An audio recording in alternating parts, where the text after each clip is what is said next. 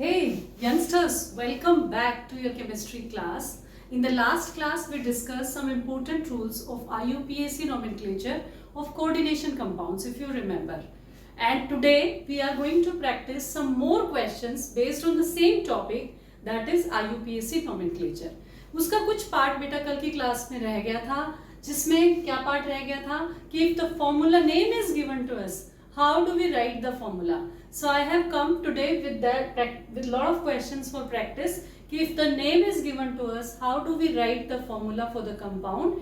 And we'll practice a few questions for yesterday's rules we discussed yesterday. Okay? तो कल जो हमने rules पढ़े थे उनसे related कुछ questions we'll discuss, and we'll discuss how do we write the formula of the compound if name is given to you. ये सारे questions जो बेटा मैं यहाँ select करके लाई हूँ, they all have come in board exams. कोई 2017 का, 19 का, 26, 25, तो all these questions are important. You should सारे questions आपको practice करना है और सीखना है अभी मेरे साथ कि कैसे हम इनके नाम लिखते हैं. तो पहले तो कल वाले rules के हम कुछ questions रह गए थे, कुछ types रह गए थे, वो discuss कर लेते हैं, and then we'll proceed further with the names of these compounds. How do you write the formula of the compounds? So let us start the class. Be attentive and learn the things.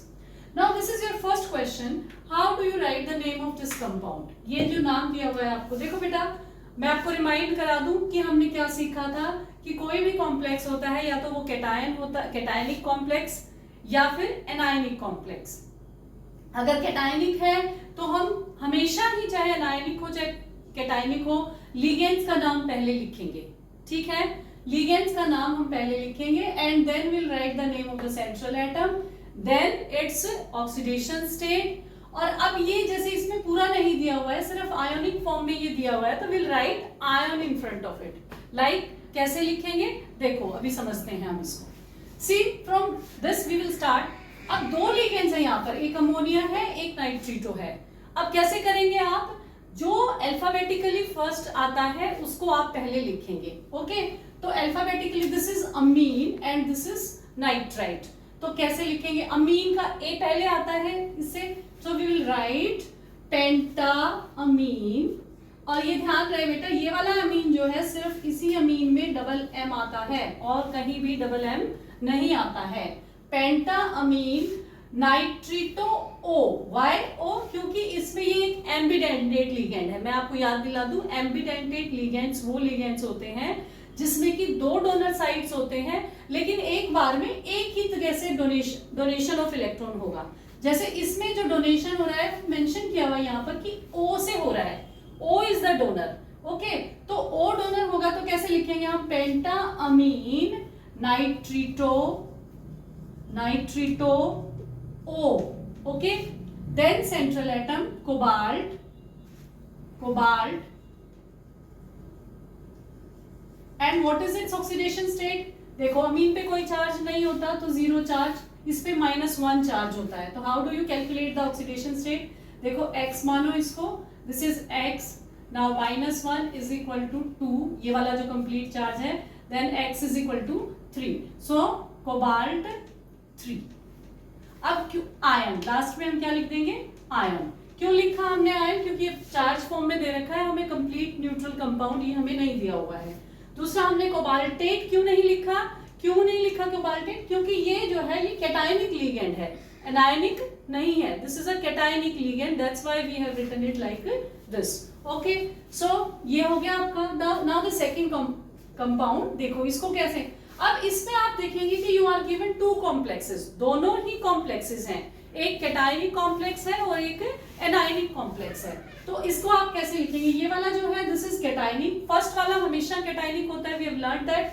और ये वाला जो है anionic, तो इसको हम cation की तरह लिखेंगे और इसको हम एनायन की तरह लिखेंगे. देखो कैसे. नाउ कैटायन में हम लिखेंगे, पहले हम क्या लिखेंगे, पहले लिगेंड से लिखेंगे. तो डाई अमीन क्या लिख देंगे हम, di amine. Now this is silver. अब बात आई है इसकी ऑक्सीडेशन स्टेट कैसे करें. तो बेटा इनकी ऑक्सीडेशन स्टेट का हमें थोड़ा सा आइडिया होता है, जैसे आपको भी प्रैक्टिस से आइडिया हो जाएगा कि सिल्वर की 1 होती है, तो silver 1. Okay, then we will write this complex, बीच में थोड़ा सा गैप देंगे, डाई साइनो डाई, थोड़ा सा गैप देंगे आप बीच में, डाईसाइनो, डाईसाइनो। अब क्योंकि ये एनायनिक लिगेंड है तो हम इसका नाम कैसे लिखेंगे, अर्जेंटेट। क्या लिखेंगे, अर्जेंटेट। पहले आपको बताया हुआ है कि जब भी एनायनिक लिगेंड होगा और इसकी भी सिल्वर है तो ऑक्सीडेशन स्टेट क्या हो जाएगी, 1। तो इस तरह से हम इनकी ऑक्सीडेशन स्टेट्स भी निकाल लेते हैं और इस तरह से जो कंपाउंड्स दिए होते हैं उनका नाम हम लिखते हैं। Now let's proceed further with this K3 वाला। अगेन रूल्स क्या है, पहले जो दिया है दैट इज केटायन, और केटायन का नाम ही हम पहले लिखेंगे। तो potassium, this is potassium. Then ये क्या है, C2O4 is oxalato, tri oxalato, tri oxalato. और क्योंकि ये एनायनिक कॉम्प्लेक्स है तो फेरेट। इसके बीच में हमें थोड़ा स्पेस देना होगा। क्यों देना होगा, क्योंकि ये केटायन और एनायन के बीच में हमेशा थोड़ा सा स्पेस होता है। इसको आप ध्यान रखें इस बात को, tri oxalato, tri oxalato ferrate. अब इसकी ऑक्सीडेशन स्टेट क्या हो जाएगी, ये ऑक्जेलेट पे 2 चार्ज होता है, -2 तो 6 एंड 3 हो जाएगा, तो इसकी ऑक्सीडेशन स्टेट क्या हो जाएगी, 3, ferrate 3। So this is the name of this compound. अब ये भी आया हुआ है बेटा 2025 में ये क्वेश्चन आया हुआ है, how do you write the name of this question. This is ammonium, NH4+, ammonium. तो जो काउंटर आयन होता है उसके आगे हम डाई, ट्राई ये सब नहीं लिखते हैं, तो क्या हो जाएगा इसका, अमोनियम। क्योंकि ये काउंटर आयन है तो काउंटर आयन के आगे हम ये सब नहीं लिखते, डाई अमोनियम, ट्राई अमोनियम नहीं लिखते। देन इसका नाम लिखना शुरू करेंगे हम, टेट्राफ्लोरिडो, टेट्राफ्लोरिडो, टेट्राफ्लोरिडो। कोबाल्ट, अब ये एनायनिक है तो कोबाल्टेट, क्या लिखेंगे, कोबाल्टेट। और इसकी ऑक्सीडेशन स्टेट क्या हो जाएगी, 2। तो ये आपका इस तरह से आप जो है इस कंपाउंड का इनका नाम लिखते हैं। ठीक है, अगर आपको कोई डाउट लगता है आप कमेंट सेक्शन में डाल सकते हैं, मैं डेफिनेटली उसको देखूंगी, आप जो भी डाउट में डालेंगे। ठीक है, सो this is how you write the names of these compounds. उसके बाद अब हम सीखेंगे कि अगर हमें कंपाउंड का नाम दिया हुआ है तो हम उसका फॉर्मूला कैसे लिखते हैं, how do we write the formula of the compound if we are given the name. बेटा बिल्कुल वैसे ही प्रोसीड करना है, बिल्कुल वैसे ही प्रोसीड करना है। ये दो मैं एक बार आप कोई भी ले लीजिए, जैसे ये वाला है, ये सबसे आपकी बुक में, एनसीईआरटी की बुक में भी दिया हुआ है, ये 2022 में भी आया हुआ है, 23 में भी आया हुआ है। This is a important question. सबसे पहले आप कोई ये उठा लीजिए, देखो जैसे सपोज इसी का हमें लिखना है तो हम क्या करेंगे, देखो iron Fe is given to you, ये वाला आयरन है 3 ऑक्सीडेशन स्टेट, उसका ऑक्सीडेशन स्टेट भी हमें दिया गया है। और हेक्सासाइनिडोफेरेट, तो ये तो हमें समझ में आ रहा है कि जब नाम लिखा होगा तो भी केटायन ही पहले लिखा होगा कि ये तो केटायनिक पार्ट है यानी काउंटर आयन है, और ये क्या है, ये आपका कॉम्प्लेक्स है। तो Fe, एक बार इसको ऐसे ही रखिए। अब इसकी जो ऑक्सीडेशन स्टेट होगी ना, देखो दूसरा Fe, हेक्सासाइनिडो वाला जो सेंट्रल एटम Fe है, हेक्सासाइनिडो, हेक्सासाइनिडो तो CN6, तो ये तो हमारा कॉम्प्लेक्स है, दिस इज आवर कॉम्प्लेक्स। अब वो कह रहा है कि इसका अभी नाम पूरा नहीं हुआ है क्योंकि हमने वैलेंसी सेटिस्फाई नहीं की है अभी तक। नाउ Fe3, आपको पता है 9th क्लास में आपने सीखा था कि चार्जेस हमेशा जो है वो इंटरक्रॉस होते हैं। अब इसका जो 3 है तो वो यहां लिखा जाएगा, Fe3 उसमें दे रखा है हमें कि आयरन ये वाला किस स्टेट में है, 3 स्टेट में है, तो हमने यहाँ लिख दिया 3। और दूसरा वाला जो आयरन है वो किस में है, हेक्सासाइनिडोफेरेट 2, वो किस में है, 2 में है। तो क्या हमें यहाँ 2 लिख देना चाहिए, नहीं, हमें ये देखना है कि अगर ये आयरन की ऑक्सीडेशन स्टेट 2 है तो वो क्या यहाँ हम लिखें कि ये ऑक्सीडेशन स्टेट सेटिस्फाई हो जाए। हम यहाँ क्या लिखें कि ये ऑक्सीडेशन स्टेट जो है वो सेटिस्फाई हो जाए। अब इसको निकालने के लिए हमें ये निकालना पड़ेगा कि यहाँ कितना चार्ज आएगा, इस पे यहाँ कितना चार्ज इस पर डेवलप होगा। उसको निकालने का क्या तरीका है, आप सिर्फ इस कॉम्प्लेक्स को देखो। हमें ये पता है कि इस आयरन की ऑक्सीडेशन स्टेट, इसको Y मान लो, जो चार्ज डेवलप होगा उसको क्या मान लोगे आप, Y मान लीजिए। अब आयरन की ऑक्सीडेशन स्टेट उसने हमें दी हुई है, इट इज 2। साइनाइड पे 6 माइनस चार्ज होता है, तो it is -6। Okay, is equal to, इसके इक्वल हो जाएगा ये जितना भी चार्ज डेवलप होगा। तो चार्ज कितना डेवलप होगा, -4। अब अगर -4 चार्ज यहाँ डेवलप होगा तो उसको सेटिस्फाई करने के लिए हमें आयरन कितने लेने पड़ेंगे, 4 आयरन लेने पड़ेंगे, सो दैट ये इस तरह से। तो Fe4 FeCN6, इस तरह से इस कंपाउंड का नाम हम लिखते हैं। ठीक है, आई होप कि क्लियर हो गया होगा आपको। So this is how we write. Now mercury 1, अब मरकरी 1 लिखा है, तो ये क्यों लिखा है आपको बताया रूल में, अगर बाहर जो काउंटर आयन है वो अगर डी ब्लॉक का ही एलिमेंट है तो उसकी भी ऑक्सीडेशन स्टेट आपको मेंशन करनी पड़ेगी, यानी कि बाहर काउंटर आयन की भी करनी पड़ेगी और जो अंदर है उसकी भी करनी पड़ेगी। Now this is mercury 1। Okay, so mercury 1, तो मरकरी तो लिख दीजिए आप एक बार, इसके साथ में 1 है ये, तो ये तो उधर जाएगा ना। अभी देखिए टेट्राथायोसाइनेटो S कोबाल्टेट, तो आप सेंट्रल एटम ले लीजिए कोबाल्टेट। ठीक है, सेंट्रल एटम हमारा हो गया कोबाल्ट, और उसके बाद टेट्राथायोसाइनेटो SCN। ठीक है, टेट्रा है तो 4 लगा दिया। अब इस पे कितना चार्ज डेवलप होगा कैसे पता लगाएं, और वो चार्ज कहाँ लिखा जाएगा, यहां पर लिखा जाएगा।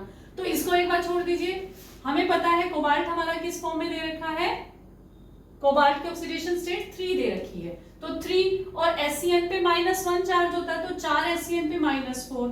तो इस Y की वैल्यू कैसे निकालें हम, कितनी आ जाएगी, -1, यानी कि यहाँ जो चार्ज डेवलप होगा वो -1 होगा। अगर यहाँ, तो ये इसका मतलब हमें यहाँ कितना मरकरी लगाना पड़ेगा, 1 मरकरी लगाना पड़ेगा। तो हमें कुछ भी नहीं करना, बस 1 लगाने की हमें जरूरत नहीं है। ये इस कंपाउंड का नाम हो गया। So this is how you write the name of this compound. Okay, then you have dichloridobis. तीसरा देखिए, डाइक्लोरिडोबिस, इथेन 1,2-डायमीन। बिस क्यों लगाया, क्योंकि ऑलरेडी इसके नाम में डाई है, तो हमें बिस से इसको इंडिकेट करना पड़ेगा। Ethane one two diamine platinum 4 nitrate. अब ये क्या है बेटा, अब हमें पता लग रहा है कि ये सारा जो है ये कॉम्प्लेक्स है कैटायन, और ये कॉम्प्लेक्स क्या है, कैटायन, और नाइट्रेट जो है वो बाहर होगा।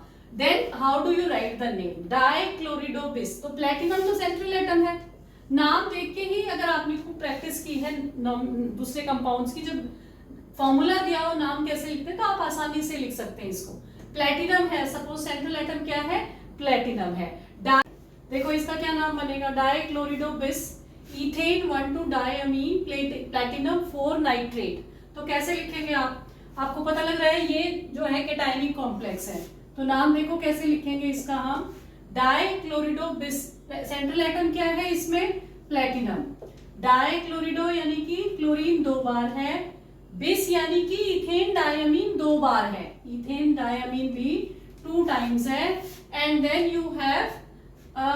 You have nitrate NO3। अब हमें ये देखना है कि ये नाइट्रेट कितने टाइम्स है, तो अगेन हम वही फॉर्मूला लगाएंगे, इसका चार्ज निकाल लो। इसका चार्ज प्लैटिनम की हमें दे रखी है 4, क्लोरीन -2 है, एंड देन इसका चार्ज हम Y मान लेते हैं, तो वैल्यू क्या आएगी, 2 आएगी। तो इसका मतलब हमें नाइट्रेट कितने लेने हैं, यहाँ पर 2 नाइट्रेट हमें यहाँ पर लेने हैं। तो इस तरह से आप जो है नाम लिखते चले जाएंगे कंपाउंड्स का। नेक्स्ट देख लेते हैं फटाफट, pentaammine nitrito O cobalt 3 chloride. Pentaammine, now central atom क्या है बेटे, कोबाल्ट।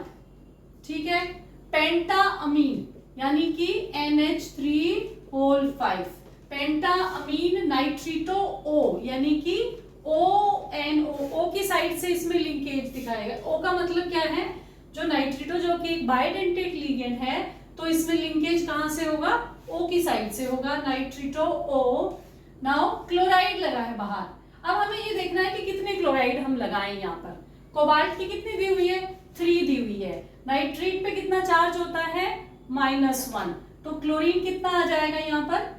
जब आप इसको Y के लिए सॉल्व करेंगे तो देयर विल बी 2 क्लोरीन्स। ये देखो ना, ये 3 है, ये 1 हो जाएगा, तो कितने क्लोरीन आ जाएंगे चार्ज को बैलेंस करने के लिए, 2 क्लोरीन आ जाएंगे।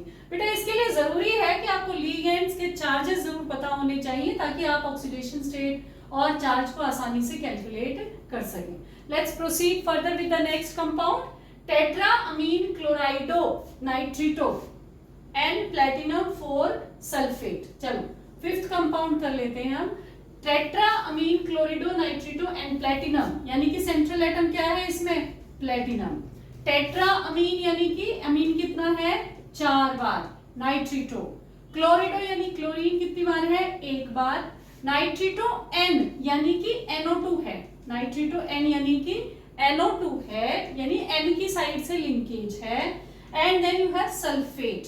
तो इसको अब हमें ये देखना है कि इसको बैलेंस करने के लिए कितने हमें यहाँ लेने पड़ेंगे सल्फेट। प्लेटिनम 4 दे रखा है, 4, NH3 पे 0 चार्ज होता है, क्लोराइड पे -1, इस पे भी -1, तो 4 -2, तो यहाँ पर कितना सल्फेट आ जाएगा, 2 सल्फेट आ जाएगा। तो चार्ज इस तरह से हम बैलेंस करते हैं। Okay, I hope that is clear to you all.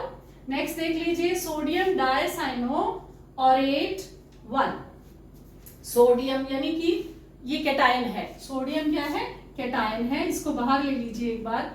डायसाइनो ऑरेट यानी सेंट्रल एटम क्या है, गोल्ड है, और ये डायसाइनो है यानी 2 बार है। अब हमें ये देखना है कि कितना लगाए हम।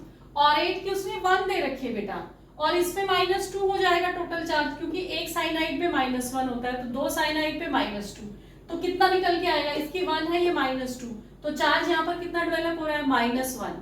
तो इसको बैलेंस करने के लिए हमें कितना सोडियम लेना पड़ेगा, 1 सोडियम लेना पड़ेगा। So this is the only formula. Okay, then next is your potassium trioxalato, potassium trioxalato aluminate 3। अब इसको पोटेशियम लगाइए, ट्राइऑक्सलेटो एल्यूमिनेट यानी सेंट्रल एटम एल्यूमिनियम है यहाँ पर, और ऑक्सलेट कितने हैं, 3 बार है, ट्राइऑक्सलेटो एल्यूमिनेट। अब हमें ये देखना है कि कितना चार्ज डेवलप होगा। एल्यूमिनियम हमारे पास 3 है, ऑक्सलेट हमारे पास 6 हो जाएगा ना, एक ऑक्सलेट पे 2 चार्ज है, तो 3 ऑक्सलेट पे 6 हो गया, और ये एल्यूमिनियम 3 है, तो यहाँ कितना चार्ज डेवलप होगा, 3 हमें पोटेशियम लेने पड़ेंगे -3 चार्ज को बैलेंस करने के लिए। कॉम्प्लेक्स का चार्ज बेटा हमें अलग से निकाल लेना चाहिए, ताकि हमें ये पता चल जाए कि काउंटर आयन हम कितना लेंगे। ओके, देन लास्ट कंपाउंड है आपका, that is tris ethane 1,2 diamine यानी कि क्रोमियम 3। सेंट्रल एटम हम क्या लेंगे, chromium. Tris ethane 1,2 diamine, ethane को क्या लिखते हैं, En। ट्रिस यानी 3 टाइम्स क्रोमियम 3 क्लोराइड। अब हमें क्रोमियम 3 है, तो क्लोराइड कितने लेने पड़ेंगे, इस पे तो कोई चार्ज होता ही नहीं है, तो बैलेंस करने के लिए हमें 3 क्लोराइड यहाँ पर लेने पड़ेंगे। तो बेटा ये सारे आपके थे क्वेश्चंस, कुछ क्वेश्चंस थे प्रैक्टिस के लिए। अब I will try to bring all the previous year questions with the topic which is being taught. जो टॉपिक पढ़ाया जाएगा उसके साथ साथ जितने प्रीवियस ईयर्स क्वेश्चन होंगे वो भी मैं सीरीज में लेकर के आऊंगी, ताकि आपके साथ साथ ही प्रैक्टिस होती रहे कि किस तरह के क्वेश्चन हर टॉपिक से पूछे जाते हैं। तो आप पढ़ते रहिए, समझते रहिए और आगे बढ़ते रहिए, ठीक है। अगर आपको पढ़ाया हुआ पसंद आ रहा है बेटा, प्लीज चैनल को सब्सक्राइब जरूर करिए, ताकि मैं आपकी और आगे भी हेल्प करती रहूं। Thank you, stay happy, stay healthy, stay focused, keep learning.